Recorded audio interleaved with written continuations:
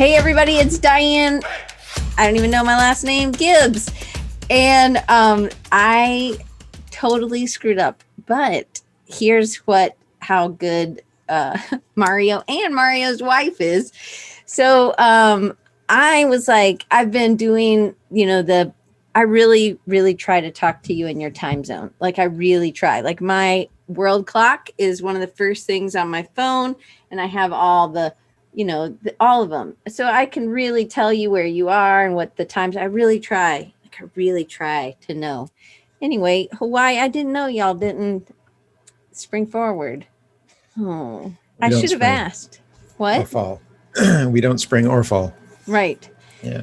So anyway, so I told Mario, I was like, okay, it'll be 9:25 if you can pop on. And he's like, Diane, that's an hour from now. And I'm like, what? It's now. Anyway. So, and just so you guys know, if you put panelists and attendees, then everybody will be able to see everything. Otherwise, just me and Mario can see your comments. But we do have some questions from the audience. And today is a little different. I wanted to bring people on if they wanted to come on. And I know not everybody always wants to come on. So Mario Quezada is here. He's somebody who coaches me. He's one of my best friends. And I just appreciate that he's willing to do this. But also he has a camp, and I want to tell you about it. It's a mindset conference. Mindset, we call it a camp. But that's what he started off my camp, and he will start off my camp again this year. And he talks about mindset. That's the thing he helps me with. And that's one thing that I will always have as a part of camp is mindset. And Mario's a brand strategist. He's been in design for almost as long as me, maybe 1 year different because I'm a little bit older. And are you? I thought you were younger than me. No. I'll be 48 in April. I see. Yes. A year.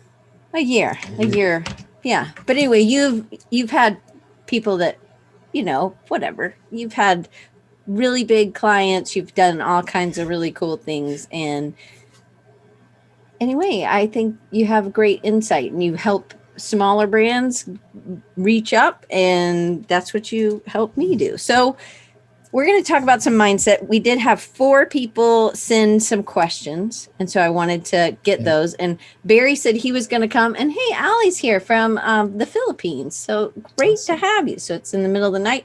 Of course, I'm not even going to try to tell you what time it is because I've already messed up on time zones today. But I always look for Manila so for Allie, it's 2:36 a.m., buddy. Thank you for being here. I appreciate it. Okay.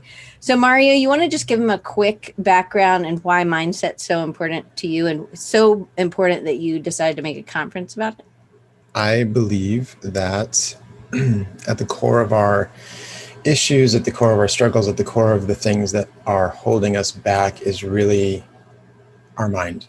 And mindset is one of those things that needs to be addressed. And as long as I've been a coach or a teacher or a branding professional, I've realized that the more questions I ask, the more everything leads back to an issue of mindset.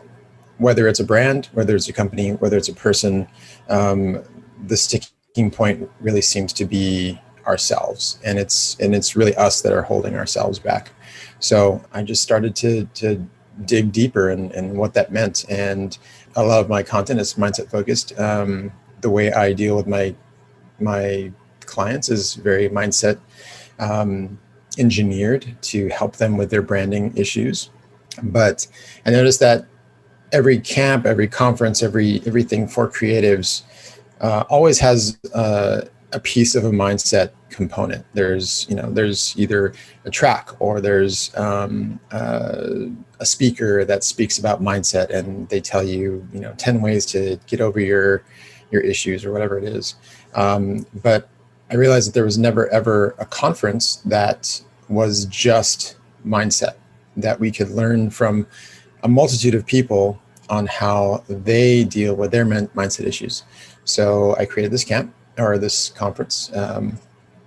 We call it camp because Diane and I have been talking about camp and conferences and all this time. So to really help us understand the challenges that these really elite entrepreneurs go through. And the focus is really holistically. I've realized that we have mindset issues in every facet of our life. It's emotional, spiritual, mental, physical.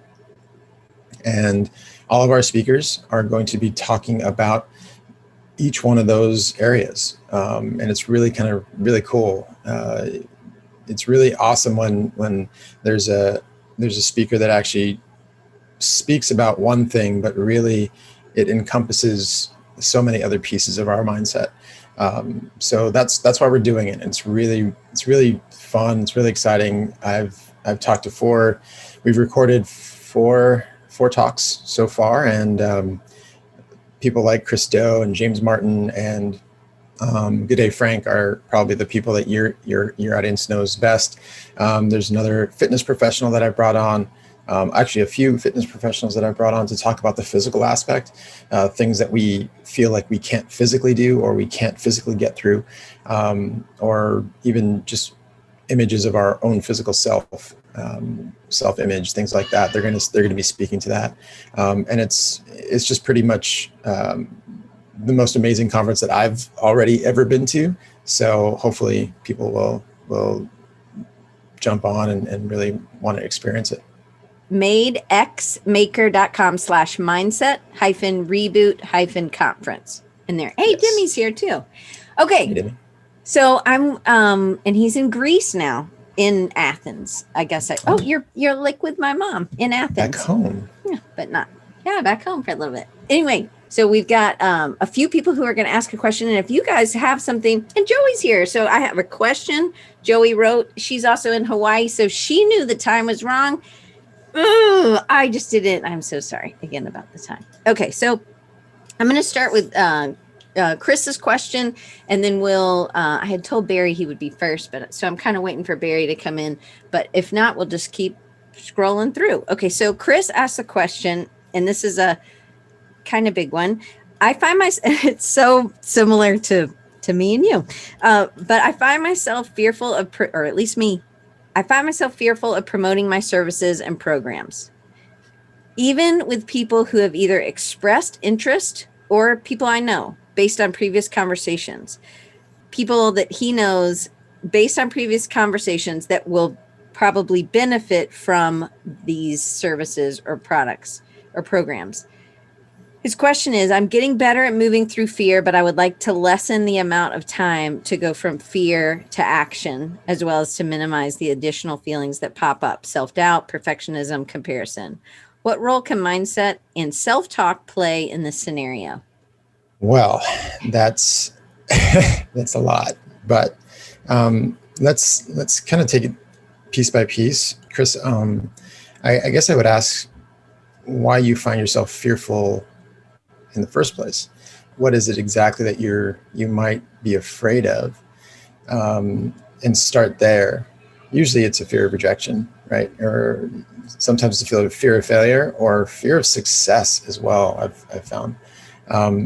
And as far as working from fear to action, there's something called exposure therapy that I've been reading about the last many years. And it's like when you learn to ride a bike. When you jumped on a bike the first time, 2 wheels, you fell and you didn't know how to do it. But every time you got back on, every time somebody showed you how to do something, you got a little bit better and a little bit better and a little bit better. And hopefully you can ride a 2-wheel bike like riding a bike, right?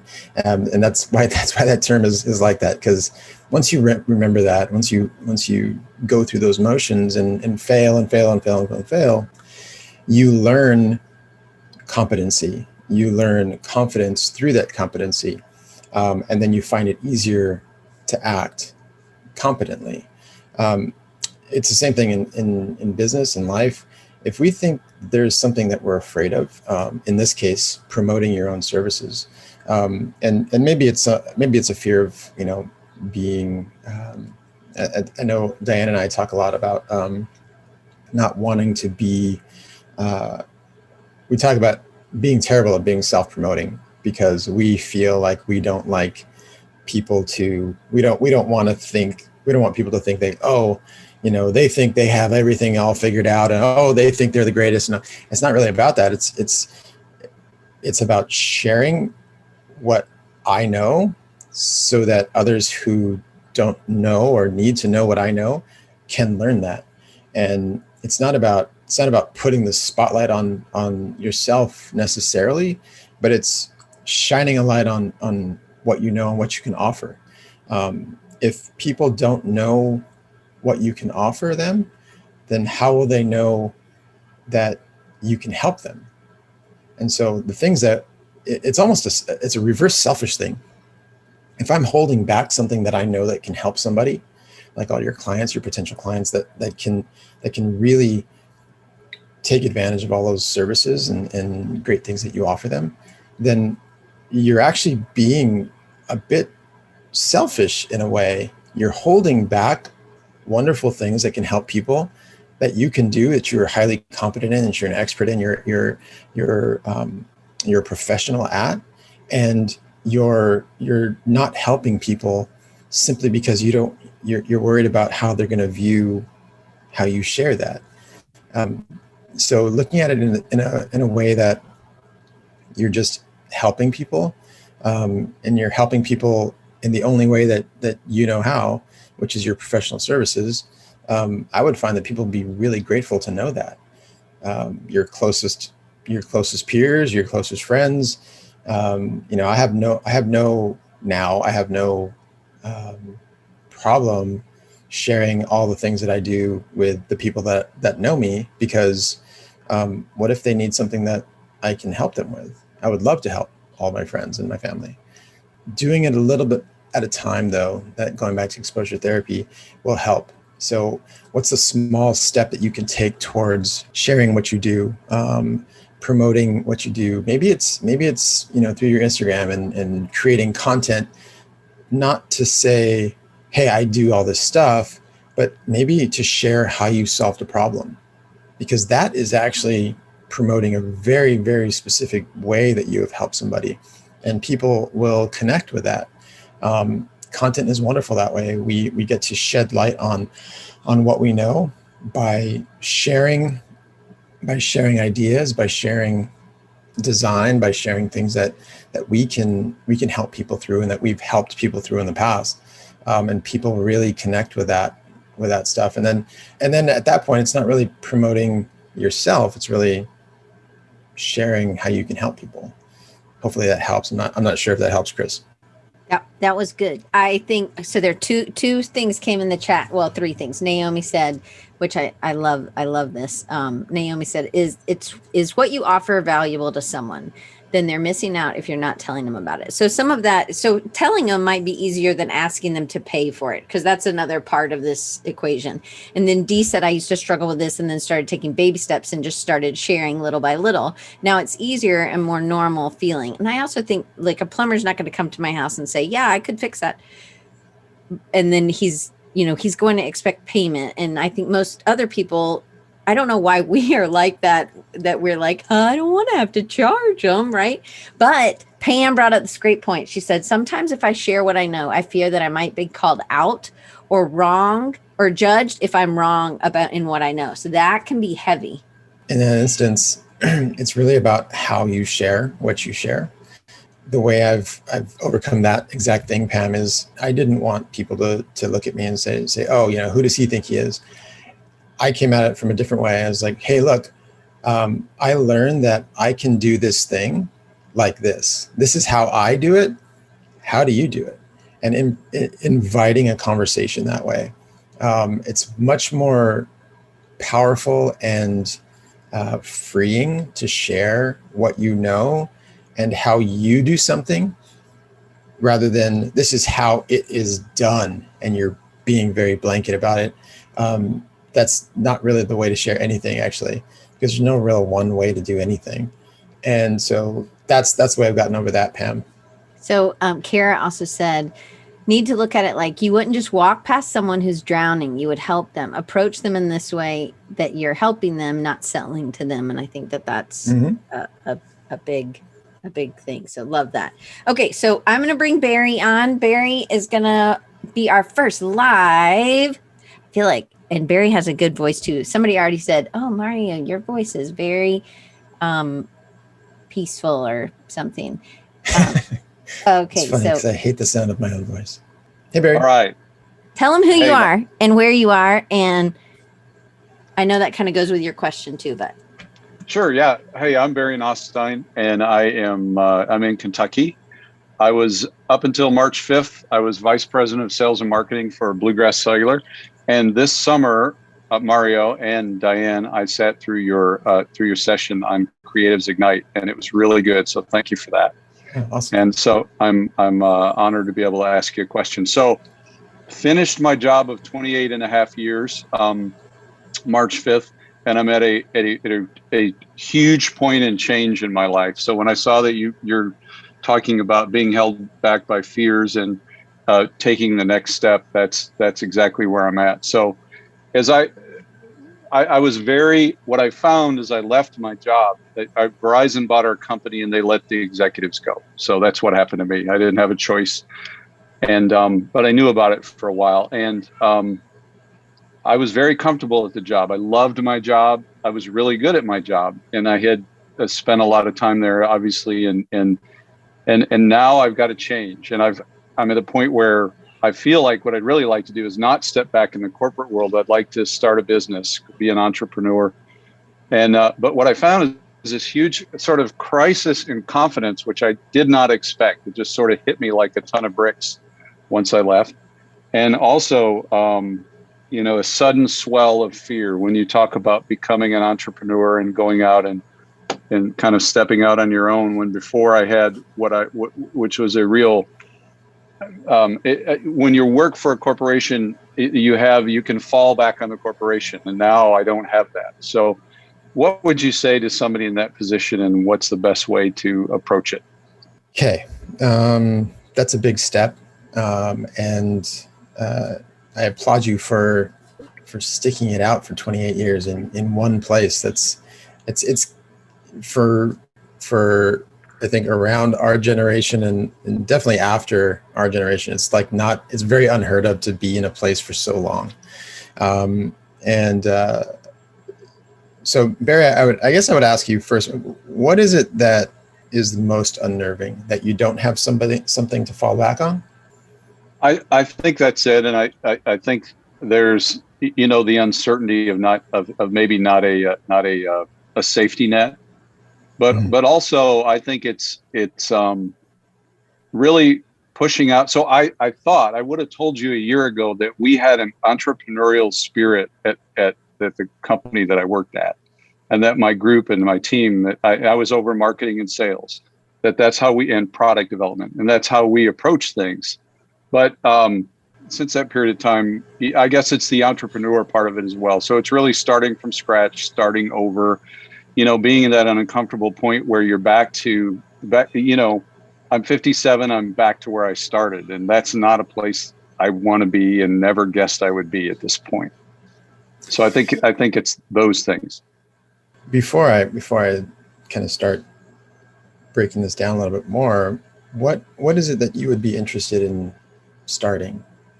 I have to be sort of vague because I've started work, but there's some big things. So I've got an online site that I'd like to start, and I have I think some products that aren't being offered anywhere else that would be interesting, that I believe could help sort of bear the revenue, and then would allow me to sell a curated group of products that are aligned with my interests. So I like nostalgia. I like retro stuff. I like comic books and he's a great illustrator. Pop culture and music. Barry, you're a great illustrator. And I've started drawing again. Yeah. So that's awesome. Well, so thanks, Diane. He had his own comic strip when he was 12 in his local paper. So it's not like Like when he's like, I'm not an artist. I'm like, buddy, you were an artist before any of us were artists. You know, like at 12, you were making, I don't know if you were making money, but people were seeing your stuff. I mean, you had to be pretty clever. One, clever in what you were writing, but also, I mean, they don't let anybody. It wasn't like your dad ran the paper, right? This is true. See? That's right. So, yep. so Barry, the first thing I would do is you're really kind of dig down and figure out like really what is it that you're fearful of? Is it fearful that you're never going to have a paycheck again? Is it yes? Is it, you know, that's a very relevant fear. But with your credentials, could you not pick up a job at some marketing place in some place to just make the ends meet, right? So there's you have a legacy of your education, your career has not dumped you in a place where you're starting from zero again, because it's not. You're not the same person you were 28 years ago. You know 3 decades more of information. You have 3 decades more of education, people skills, marketing skills that not anyone out there has. So there's the one thing, what can you do right now to subside that fear? I know you want to be an entrepreneur, but is there something you can step into just to bring in some income? So that's one. Remember what you know, remember who you are, and look to leverage everything that you know. The next thing is, if you really want to be an entrepreneur, then start right now. Don't let anything stop you. You can start small. You say you have a website, you have products that you might be wanting to sell, nostalgic pieces. I would, if they are, I don't know what they are, but if they're digital products, then you can connect with people like, you know, Retro. What's his company? Retro Logo. He knows him, Dustin Lee, Retro Supply. Retro Supply Company. You can hook up with design cuts. You can, you know, if they're digital products. If they're not digital products, you can still use all of your marketing know-how to start putting things out there to build awareness of what you want to sell. I know you know how to do what you do, right? You've had 28 years of doing it. You weren't fired because of incompetence. You were fired because of a corporate takeover. So you have a lifetime of these skills. Go fall back on what you know and really look to leverage that for somebody else. In the meantime, look to leverage everything that you know for yourself. What are some ways that you can start doing that? You can start an Instagram account. You can start a Facebook group. So you can actually start building your audience right now. The more you get people to look at your stuff, the more confidence is going to start building in what you can do. Entrepreneurialism, I don't know. Being an entrepreneur is not easy, right?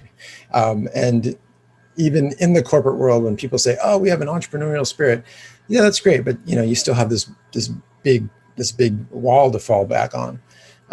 It's very different when you're out on your own. But I find that when we're out on our own, that's when we actually really find out what we're made of, right? And the fact that you're asking for mindset help, I think is key to knowing that you know how to ask for help. You know where help needs to, you know where you need to work on for yourself, and you're going to find what you need to succeed. So there's a little bit of self-belief. There's a little bit of leaning back, turning back on what you know, remember what you know, and then reframe the position, reframe your situation. It's not that you're some kid trying to do something out of his garage. You're this seasoned professional that knows a world of marketing experience. You've worked for a company, you worked for a company that got taken over by Verizon, you must have been doing something right, rather than them just wanting your towers or whatever, right? They obviously Right. wanted you because of the great work that the company was doing, and you were a huge pivotal part of that because you were at the top. You were making things happen. So the hardest thing for us to do, I think, is to share what we know. And we were just talking to Chris about that, right? To share what we know. But I think if you start that dialogue and sharing what you know, you're going to start being able to have that confidence in moving forward with what you want to do. And just because I know Barry and I know you, there are things that Mario has told me just about my faith, and that because y'all both love Jesus, so there are things where when I have been scared, Mario said to me, do you feel called to do this? And what is made it clear. And then he said, well, Diane, it's not about if you're successful. It's about that you're just being obedient by doing what you feel like God was calling you to do. And I think, Barry, you've answered that because you've had opportunities. He also was a pastor early on, like you, Mario. So you guys should be friends. But like there are things where it's that's an easy road, or a one job you could have, and it would be an easier road, but you don't feel called to do that thing. And I think that's where you have to lean in and just say, okay, well, I'm going to do this, even though it's super scary. I think that there's a good overlap method, like what Mario was talking about, having that other job just to, if you need something, just to give a little bit of confidence in that. But I think, anyway, I don't know if you want to say anything else. There's a parable, and you probably heard it, Barry, but there's these two, there's these two farmers, right? And they're praying for rain, right? And both farmers are praying for rain. They're on their knees, but one farmer is letting his fields go to disrepair, right? He's praying for rain, and he's relying, and he's wanting the rain to come, but he's kind of almost in his day-to-day faithless with the allowing his fields to just fall into ruin. The other farmer is praying for rain, but is preparing his fields daily to make sure that they're ready for the rain. So one's praying with hopeful expectation, and the other one's praying almost out of hopelessness. So in there's a mindset focus, right? We obviously want to be the farmer that's ready for the rain that he's praying for. You're praying for rain right now, right? What can you do to prepare your fields, the land, your life for that rain to come in? And I think that's partly discipline. That's partly defining your purpose in this next phase of your life. I think it's awesome. You're still a young man. You can have another full career ahead of you, and that's really exciting. I have a friend, and she did some research, and she found out that most successful entrepreneurs don't start until they're in their 50s. So you're prime. You're prime, and the reason is this success comes because of all the vast knowledge they bring to the table, right? So prepare your fields, Barry. Okay, thank you. I appreciate it. Thanks, Mario. Thanks, Diane. You're welcome. I'm going to do another question that was not from, or so that you have a little one in between. Okay, Martin asked, how do you get, this is I love this one. It's quick too, maybe. How do you get business owners to let go of old strategies that no longer work? That is hard, actually. That is a very hard thing. It's hard in practice, right? So how do we convince anyone that what they're doing is wrong, right? It's you can back it up with data. You can show them that the market no longer supports their method. But really with business owners, you have to show them the bottom line. And if you show them that the way they're operating is either less efficient or not efficient at all in bringing in the money that they need, then they will be very, very, very apt to listen to what you have to say. And if what you propose can be done at the same time as their old strategies. So not saying that, hey, you know what, let me try this thing. Let me try this new thing. You keep doing your thing. I'm not saying to stop that, but I have shown you that it's not really efficient. It's not really working. But I don't, we don't want to just switch on and switch off a totally different thing.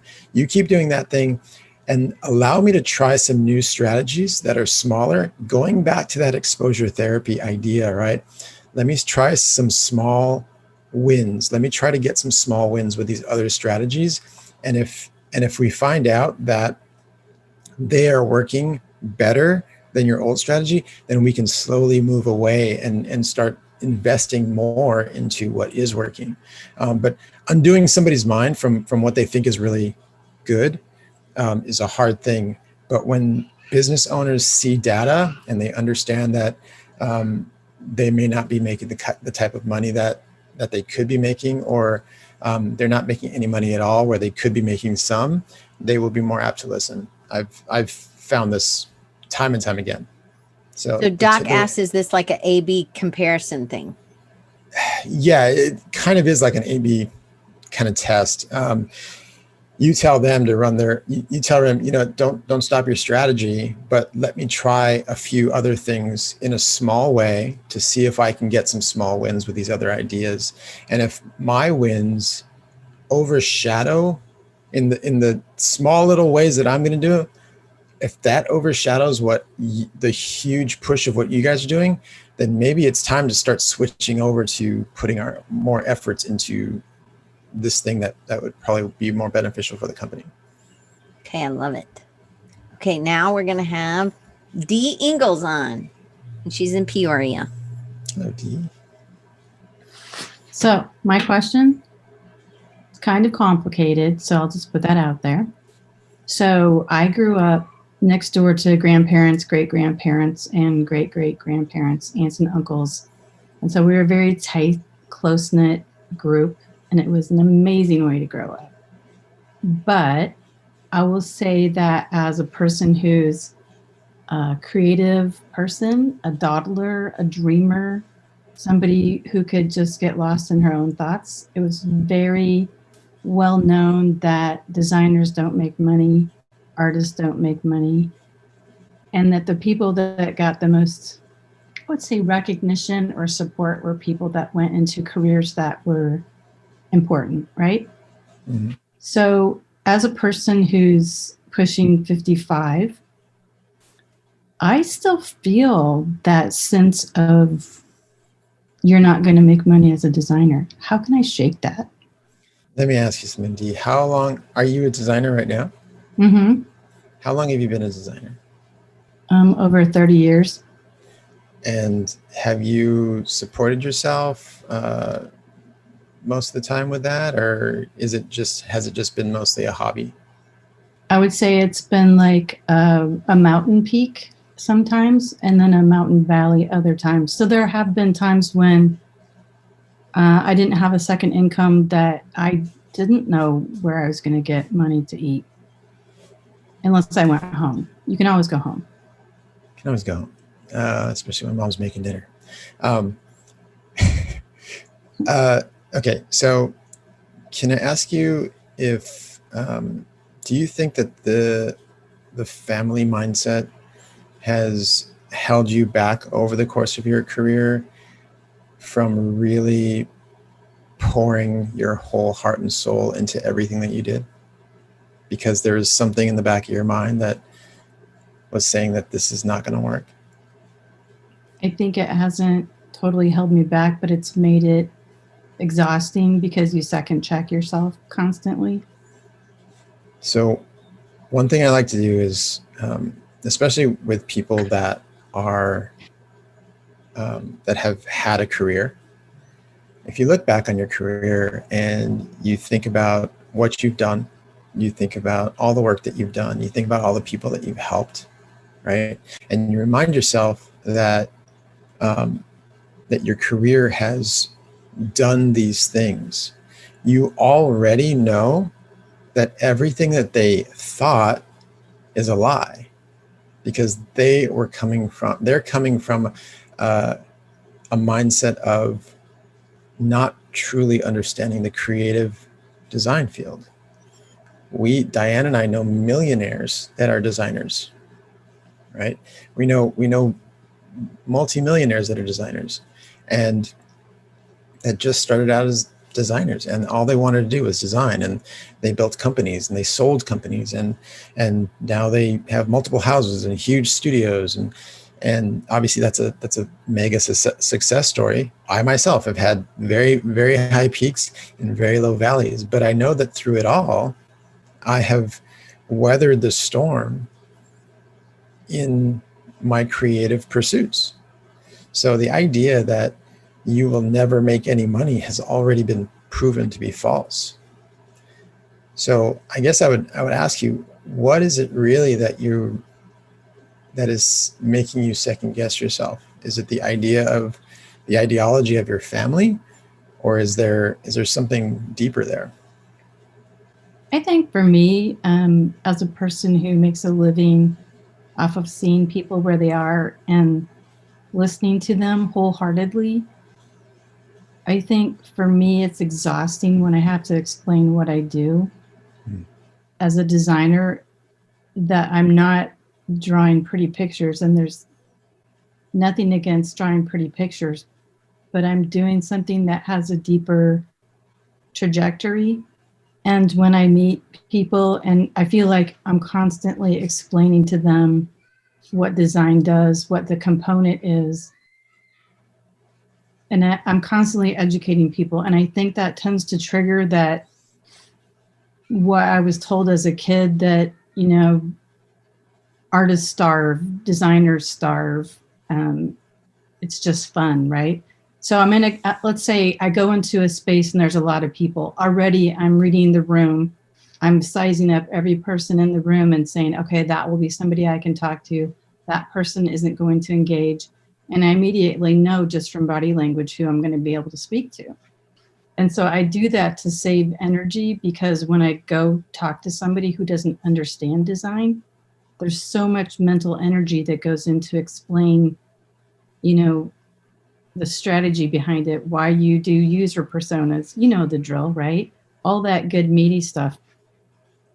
And I still to this day find it exhausting to explain that to somebody. And I think that's a trigger for me. So I'm having a hard time shaking that. So maybe we change the way you talk about what you do into the other stuff that you just said. Instead of talking about the what, talk about the why, right? Instead of talking about the how, talk about really the who, right? Mm-hmm. Who are you helping, and why are you helping them? And your conversation could go as easy as this, like, hey, Dee, what do you do? It's like, wow, I do deep listening. I listen to people and their problems, and I help them solve their business problems through visual aids and visual design. That's a totally different thing. Instead of saying, oh, well, I do design and I do this and that. And I've been in that conversation. I've been the one saying that, but the more I started realizing that, I'm not just doing that. I'm actually helping people. That's what I do. And that's what I love to do. That's why I started diving into mindset so much. Is like, I really love just helping people have clarity in what their business is and who they are. And I can help them understand that more with design. Design is everything. If people don't think they know what design is, then they're fooling themselves, because they're obviously wearing clothes that were designed. They're wearing glasses that were designed. The reason their hair is the way it is because some designer said that's the way it should be. I don't have hair, but people that have hair I know think about those things. So does that help change the way the conversation goes? And instead of talking about the intricacies of that can come later, and they can when they say, oh wow, how do you do that? It's like, well, I really investigate and I study people, because that's what you do. You study people, you investigate their business, and you help them solve their deepest need visually. That's a pretty cool thing. And if somebody doesn't think that's cool, then you don't need to talk to them anyway. Amen. Thank you. Does that help at all? Yeah, it always helps talking to people who have been there. Yeah, They know what it feels like. It's a weird thing to try to help people understand design, but I've figured out that the more I take the big word design out of the thing, out of the conversation, and to talk to them about something they really know about, like being a person, being a human, I can help them understand what I do. And there's the really fun like way to present what you do. It's like, you present the problem, you present the solution, and you say, Dee, how some people find it really difficult to really connect their business to the audience. Well, I solve that by XYZ. And that's a really cool little framework that you can use to explain what you do to people. But I would just push into the people part, because what you said was really beautiful. It's like, I really listen to people and I help them understand what they need for their business, and I help them solve that visually. That's really cool. People tell her that she's read their minds at the end of a project. It's like, you read my mind. And I think that's a great testimonial. Start with that. I'm a mind reader. Say, I read minds for a living and I express it visually. And people be like, what does that mean? Just start with that. That's a conversation starter. I'm going to try that. I'm going to let Diane know. And the person just turns around and walks away. Yeah, that's fine. That's okay. It is a great conversation starter. It is. Yeah, I'm going to try it. I'm not afraid. Okay. Thank you, Dee. Thanks, Dee. Okay, now we have one last question, unless somebody has one. But I want to make sure Joey, she's also in Hawaii. I think she's on the same island as you, but she's on a different island. She's in the Big Island, I think. Oh. Right, Joey? I think you're on the Big Island. I think she is on the Big Island. I guess I don't know what island you're on. I just I'm on Oahu. Oahu? Okay. I need to do some geometry. Definitely not geometry. Busiest island. I'm on the busiest island. She's on the largest landmass island. Okay. You're on the busiest. Okay. Yes. Okay. Joey asked, I have progressed at a slow but steady pace. Man, this one hits home. All of them kind of hit home for me. But I feel constantly inundated with content about taking things to the next level or this and that. And I'm wondering, how can one distinguish between fear, discomfort, and actually being satisfied with where you're at? Isn't that a good one? It's a great one. I've actually had a lot of conversations about this recently. And I know we're always inundated with, take your career to the next level, level up and, be the designer you always wanted to be. Well, what if you are already the designer you want to be? Right? What if you are really excited about where you are in your career? I would really do a check and balance, Joey. I would go back and sit down with a journal in the morning, right when things are really nice and crisp and bright, and just sit down and write down all the things that are happening in your career right now that you're satisfied with, that you're really excited about. Write everything down, and then look at that list and ask yourself, is anything missing? Is anything missing here? Do I want to grow faster? Do I want to do anything more? Do I want to have a bigger company? Is there anything on this list that I'm really excited about and satisfied with right now that I feel is missing from my heart in what I do? And if there is, then there's your goal. Then you start making that happen. But if there isn't, then I would just challenge you to always keep growing, right? Grow your skill set, grow grow your knowledge about your career. More knowledge about what we do is always better. Keep on top of the most current things, but grow at your own pace. Don't grow at somebody else's thought pace, right? Don't grow at somebody else's pace that they're telling you should grow at. Just be your own. I think there's a self-satisfaction thing of being our own entrepreneur, right? There's a self-worth thing, there's a self-satisfaction thing, and being our own person. And if we are truly satisfied at where we are, then we shouldn't let anybody put that voice of doubt in our head that we should be more, because you're already more. And every day, if you're seeking to grow and make your clients happier and grow your business at the pace that you like to grow it, and you're doing it the way you do it, then there's no reason for you to even give all that other stuff a second thought. So I don't know if that helps, Joey, but I hope it does. She said, great tips. I don't know how to say that next word. I appreciate your words. Mahalo. What does that mean? Thank you? It means thank you. Okay, sweet. I learned a new word. I'm sure I won't be able to say it again, but that's okay. Okay, so we have like 7 more minutes, so I want to make sure you guys know there are just a few days left. And Mario would never do this because I'm, of course, now promoting Mario because I believe that he's really helped me. He has lots of people that are coming. Do you want to tell him just a little bit more about the conference?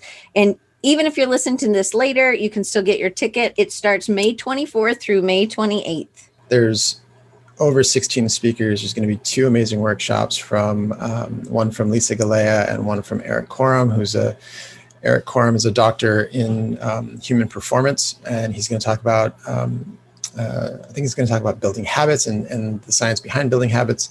And Lisa Galea is going to talk about the psychology of choices. And it's going to be really interesting. So you're going to get a deep dive on like the brain and understanding why we do what we do in those workshops. So these people charge hundreds of dollars for a workshop individually. And we're having 2 in the same week. And it's going to be pretty awesome. We have people like Chris Do. We have people, if you're in the fitness space, I know Tony's here, like Miranda Alcaraz, who has a huge online fitness community of 40,000 people called Street Parking. We have Anders Varner, who's another fitness entrepreneur who heads up a small little 50,000 community called Barbell Shrugged. These people are pioneers in the fitness industry, but they're going to talk about mental breakthroughs, and they're going to talk about our ethical responsibility for being physically active. And so we have people like but wait, it's not just about the people. It is about the people. It is a lot about the learning, but it's a little bit different. Tell them how the conference is going to be different. So if they came to camp, you might like this too. Right. So because this is where it's different. So daily after the videos air, all the speakers are going to be done with their talks. We're going to have a live Q&A every day for an hour. You're going to interact with me and some of the other people. Hopefully Diane will be there at some point. And we're just going to be there to answer your mindset questions, quite very much like this. But we'll be more focused on the day's videos and what those things brought for the day. I just signed up somebody else that you're going to actually get some really amazing like illustrated notes for each talk, which is going to be awesome. Anthony Banks has like agreed to like sponsor the conference with his talent. So each speaker is going to have their own like illustrated note that you're going to have and be able to download. But you're also going to be able to have a community with one another through Slack and be able to talk about what's going on, what your challenges are, and hopefully get those sorted out. And then we're going to do a follow-up call about a week later. For anybody who wants to join, it's just going to be a live Zoom. And I'm going to invite everybody back for kind of like an accountability check and seeing what have you learned, what have you implemented, and what are you waiting to implement. And so we're just going to have a live Q&A a week after the conference to check in with everybody. And it's going to be really fun. You're going to get all some cool digital swag too, but it's really about the community. It's really about helping yourself get through your own mindset hurdles, like fear, like a lot of the stuff that we talked about today. and really get a peek into the minds of all these amazing entrepreneurs and how they handle mindset. So it's madexmaker.com/mindset-reboot-conference. And Martin came. It's good to see you, buddy, or see your little purple square with the M in it. And we answered your question already. So thank you guys. And Mario, I just can't apologize enough that thank you for being a whole hour It's not a early. problem. I should have totally, Joey knows that we should probably always triple check when, especially at this time when people like just change their clocks. It's like all my meetings get all like wacky. So it's not a problem. Kids are still safe and alive and it's all good. Just in the closet. No, I'm just kidding. In the His closet, wife's watching tied up, him. but that's fine. And Joey says she just follows the email notification. That is how we did it today, Joey. He got an email from me because he's on the list. And he's like, I thought you said it was at 9:30, not at 8:30. And I'm like, it is at 9:30. No, it's not. No, we don't change our clocks. Anyway, I appreciate it. Allie, it is super late for you. I hope you get some sleep or you're up now. I can't remember. I know you live on. Go to sleep, Allie. You still have some time to sleep. Mario, thank you. And just so you guys know, Mario will be starting off camp again. I thought he did a amazing job last year. And but he was a huge part of just me making it to camp because there were so many things, and there are things still like I struggle so much even this week. Just it doesn't even matter if you've done it. Like I feel like Barry's like, oh, I've done this, like, but then it feels like you're just starting over, and so it can just be right. It can just be really overwhelming And because you're like you. Let me say this, like so all the stuff that Diane went through last year, even just putting the camp on, and I helped her get through that beginning portion just to get to camp. I'm going through everything else, everything that she did, and she's turning all the tables on me and saying, remember what you said. And I want you guys to understand this, like what you feel is very real. It may not be the truth, but what you feel is very real to you. So don't forget to acknowledge that. Your feelings are real. Your feelings of fear, your feelings of abandonment, your feelings of being misunderstood, that's real to you. So don't disregard it, but how can we grow through it? And that's really what mindset is. Just like, how can we grow through what we think we know, reframe it, and understand what is actually happening so that we can grow through it and make more breakthrough.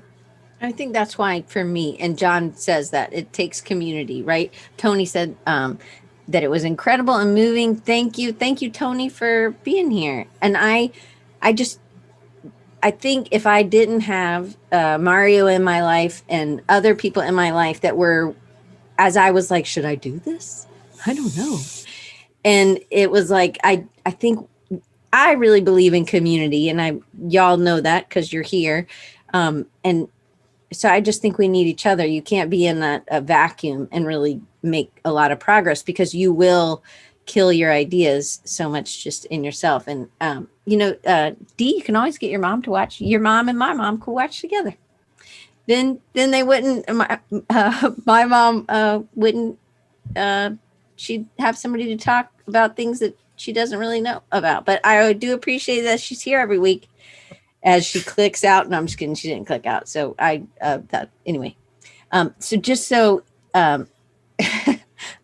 Naomi said, you believe in community? I never got that vibe from you. Oh, silly. I know you did. I think that's too funny. It's good to be able to be sarcastic in a chat. But I wanted to tell you guys, so I'm taking 2 weeks off in April so that I can be focused on camp, something I really need to do. But Chloe Wangu is coming next week. And Chloe has so impressed me. I met her about maybe at the end of camp last year, and which is like in August. And she was just bring some really new, fresh ideas, and how she came into design. She's more a strategist, and anyway, I can't wait. So she will be next week. I hope you guys tune in, and then we will take 2 weeks off, and then I'll be back for my birthday. Amy said I'll have my birthday off, but I'll come back for that. And then we'll be ramping up for camp. So hopefully I'll do everything that Mario tells me to do so that it can be even better this year. But it's been really good to be on the other side. I'm like, ooh, I need to make sure I do this and make sure I do this. We're like sharing emails of who we're doing what we're sending people. And so it's, again, really good to have somebody who can be honest with you and real with you, and also just be right there in it so that you can encourage, because just like we were telling Chris, or really Mario was telling Chris in the beginning, you're ahead of somebody else and you don't want to be selfish and not tell them how to do whatever you're doing. You're turning around and lifting them back up, because you're going to fall too. Okay. Thank you, Mario. And thank you for being a whole hour early. And we'll see you guys next week. I'm going to hit stop. Bye, guys.